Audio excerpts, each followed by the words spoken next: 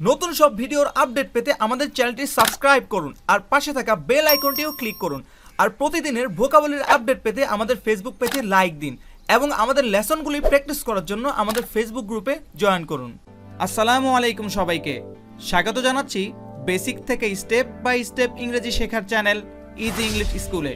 ইতিমধ্যে আমরা লেভেল 1-এর 8টি ক্লাস কমপ্লিট করেছি, যে ক্লাসগুলোতে আমরা উদাহরণসহ বাংলা স্বরবর্ণ ও ব্যঞ্জনবর্ণের ইংরেজি প্রতিবর্ণ দেখিয়েছি এবং সেই সাথে কনফিউজিং জায়গাগুলো নিয়েও বিস্তারিত আলোচনা করেছি। আর আজকের এই ক্লাসে আমরা আগের ক্লাসের লেসনগুলোকে কাজে লাগিয়ে কিভাবে কোনো বাংলা নামের ইংরেজি বানান লেখা যায় সেই বিষয়টি ভেঙে ভেঙে অনুশীলন করব। আপনি যদি এই লেভেলের আগের 8টি ক্লাস না দেখে থাকেন তাহলে ডিসক্রিপশন বক্সে দেওয়া প্লেলিস্টের লিঙ্ক থেকে ভিডিওগুলো দেখে নিন। তো বন্ধুরা, চলছে basic to advance English course, সাথে আছে আমি মাসুদ পারভেজ। চলুন মূল লেসনটি শুরু করা যাক।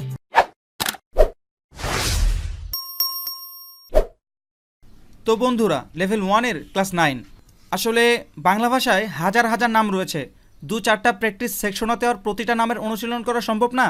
তবে এই 2-4টা প্র্যাকটিস সেকশনে ব্যাখ্যা বিশ্লেষণ সহ আমরা এমনভাবে অনুশীলন করার চেষ্টা করব যে যাতে করে আপনারা হাজার হাজার বাংলা নামের ইংরেজি বানান শুদ্ধভাবে লিখতে পারেন। আর যেহেতু আজকের ক্লাসটি প্র্যাকটিস সেকশন 1, তাই এই ক্লাসে আমরা খুব সহজ কিছু নামের ইংরেজি বানান লেখার প্র্যাকটিস করব এবং ভিডিও শেষের দিকে আপনাদেরকে কিছু সহজ নামের ইংরেজি বানান লিখতে দিব। উত্তরগুলো কিন্তু অবশ্যই কমেন্ট সেকশনে লিখে জানাবেন। আর পরবর্তী সেকশনগুলোতে আমরা ধাপে ধাপে একটু কঠিন নাম লেখার প্র্যাকটিস করব। তো যাই হোক, এবার তাহলে মূল লেসনটি শুরু করা যাক। তো বন্ধুরা, লেভেল 1-এর ক্লাস 2-এ আমরা বাংলা স্বরবর্ণের ইংরেজি প্রতিবর্ণের এই 4টা দেখিয়েছিলাম এবং স্বরবর্ণের ইংরেজি প্রতিবর্ণের পাশাপাশি সেগুলোর কারেরও ইংরেজি প্রতিবর্ণ দেখিয়েছিলাম। তো স্বরবর্ণের ইংরেজি প্রতিবর্ণ এবং কারের ইংরেজি প্রতিবর্ণ একসাথে দেখার জন্য আমরা এই 4টা দেখতে পারি। এই চার্টের তথ্যগুলি আপনাদেরকে খুব ভালোভাবে মনে রাখতে হবে। তারপর লেভেল 1-এর ক্লাস 4-এ আমরা বাংলা ব্যঞ্জনবর্ণের ইংরেজি প্রতিবর্ণের এই 4টা দেখিয়েছিলাম এবং সেই সাথে আমরা কিছু উদাহরণও দিয়েছিলাম।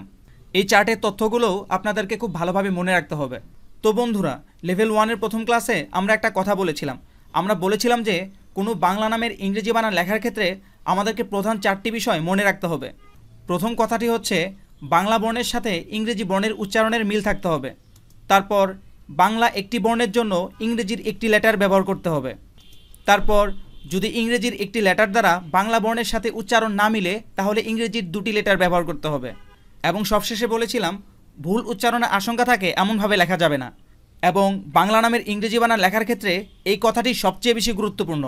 আর সব মিলিয়ে এই 4টি বিষয় আমাদেরকে মাথায় রেখেই বাংলা নামের ইংরেজি বানান লিখতে হবে। এবার তাহলে আমরা মূল অনুশীলনটি শুরু করছি। তো ভালোভাবে খেয়াল করুন। আপনাদের বোঝার সুবিধার জন্য বাঁদিকে আমরা স্বরবর্ণের ইংরেজি প্রতিবর্ণ এবং ব্যঞ্জনবর্ণের ইংরেজি প্রতিবর্ণের চার্টটি রেখে দিয়েছি, যাতে করে আপনারা উদাহরণগুলো খুব সহজে মিলিয়ে নিতে পারেন। তো ভালোভাবে খেয়াল করুন। প্রথম নামটি হচ্ছে মাসুদ।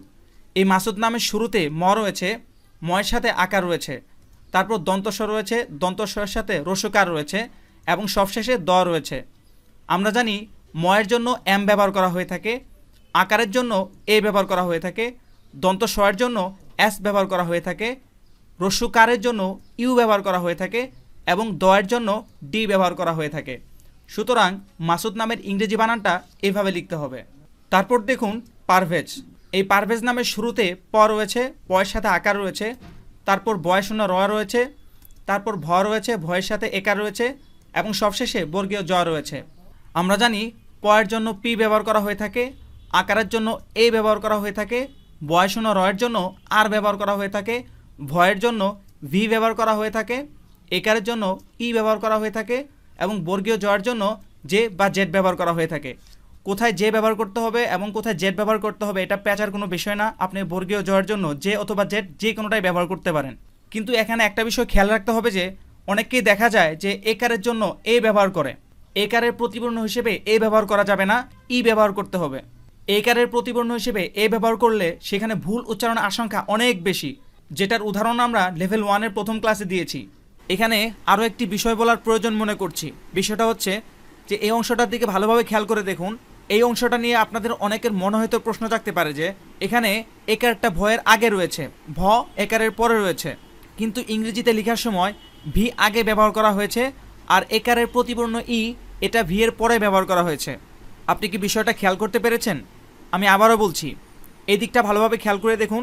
এখানে একার কিন্তু ভয়ের আগে রয়েছে, আর এদিকে দেখুন এখানে কিন্তু ভি আগে রয়েছে, ই পরে রয়েছে। আমরা তো এখানে সিরিয়াল বাই সিরিয়াল ইংরেজি প্রতিবর্ণ বসাচ্ছি, তাহলে বিষয়টা উল্টা হয়ে গেল না? বন্ধুরা, এখানে একথাটা ভালোভাবে জেনে রাখুন যে বাংলা বানানে আকার, একার, ঋষিকার, দীর্ঘ ইকার উপরে নিচে সামনে পিছনে যেখানেই থাকুক না কেন এটা নিয়ে আপনার চিন্তার কোনো দরকার নেই। আমরা যখন ইংরেজি বানান লিখব তখন মেইন বর্ণের প্রতিবর্ণটি আগে লিখতে হবে, তারপর কারের প্রতিবর্ণ লিখতে হবে। অর্থাৎ এখানে ভ হচ্ছে আমাদের মেইন বর্ণ, আর তার সাথে একার রয়েছে, আর সেই অনুযায়ী ভয়ের ইংরেজি প্রতিবর্ণ ভি আগে লেখা হয়েছে এবং তারপরে কারের প্রতিবর্ণ ই এটা পরে লেখা হয়েছে।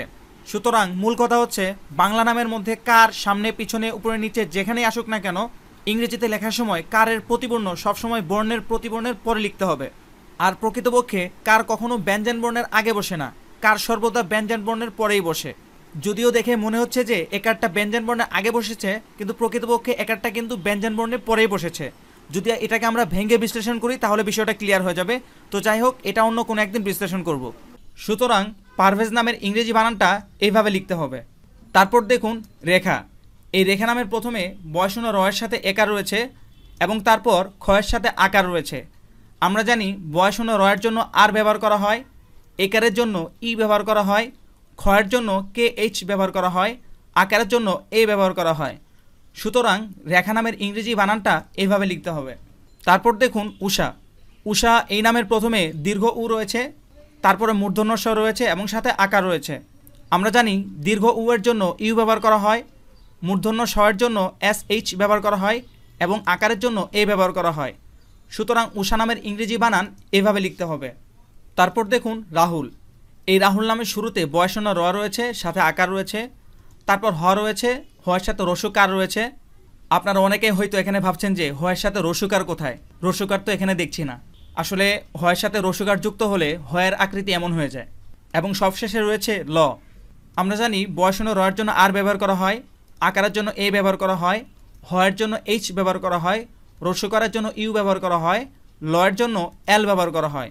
সুতরাং রাহুল নামের ইংরেজি বানান এভাবে লিখতে হবে। তারপর দেখুন নাফিস। এই নাফিস নামের শুরুতে দন্ত ন রয়েছে, সাথে আকার রয়েছে, তারপর ফ রয়েছে, সাথে রসিকার রয়েছে এবং সবশেষে রয়েছে দন্ত স। আমরা জানি দন্ত ন এর জন্য এন ব্যবহার করা হয়, আকারের জন্য এ ব্যবহার করা হয়, ফ এর জন্য এফ ব্যবহার করা হয়, রসিকারের জন্য আই ব্যবহার করা হয়, দন্ত স এর জন্য এস ব্যবহার করা হয়। সুতরাং নাফিস নামের ইংরেজি বানান এভাবে লিখতে হবে। তারপর দেখুন আকাশ। এই আকাশ নামের শুরুতে স্বর আ রয়েছে, তারপর ক রয়েছে, কয়ের সাথে আকার রয়েছে এবং সবশেষে রয়েছে তালব্য স।